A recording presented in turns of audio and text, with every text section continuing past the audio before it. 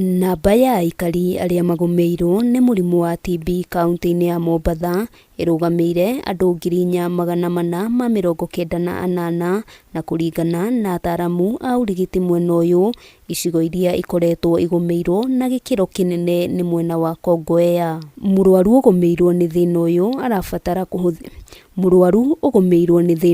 arabatara kuhuthira dawa cia kunina maruru maguo kwa ihinda ria mieri 6 kirumanirio, dawa iria cionekaga thibitari-ini ciothe cia muingi gutari marihi. Muthi bururi wa Kenya ukinyitanira na thii yothe kuririkana andu aria magumiirwo ni thina uyu.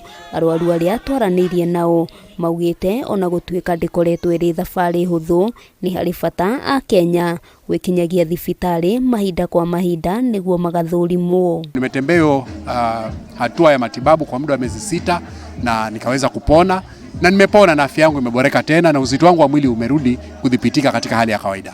Anyitite sekta-ini ya ugima wa mwiri ona gukiri uguo ni manyitanire guthomithia muingi wa kaunti ya Murang'a bata wa guthurimwo murimu uyu. Riboti ya mwaka wa 2022 ikionania namba ya Akenya aria magumiirwo ni murimu uyu irugamire andu 128. Because there is a caregiver who passed on somewhere. There's a breadwinner of a family who died somewhere.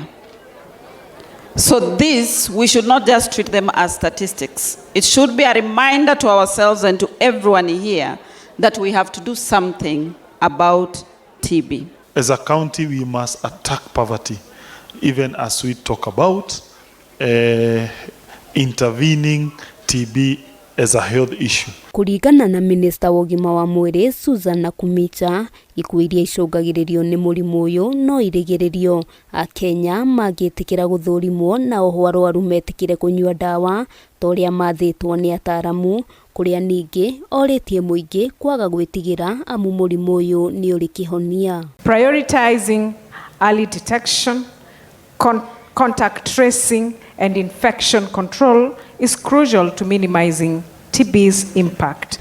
It is necessary for us to mainstream the action towards eliminating TB 2030 with the fight against alcohol. Deto egie mugomo wa arigitani uria uingirite thiku ya 12 na Kumicha augite ministry ni retha kihonia gia gutura niguo kurigiriria thina ta ucio gugecokera ringi.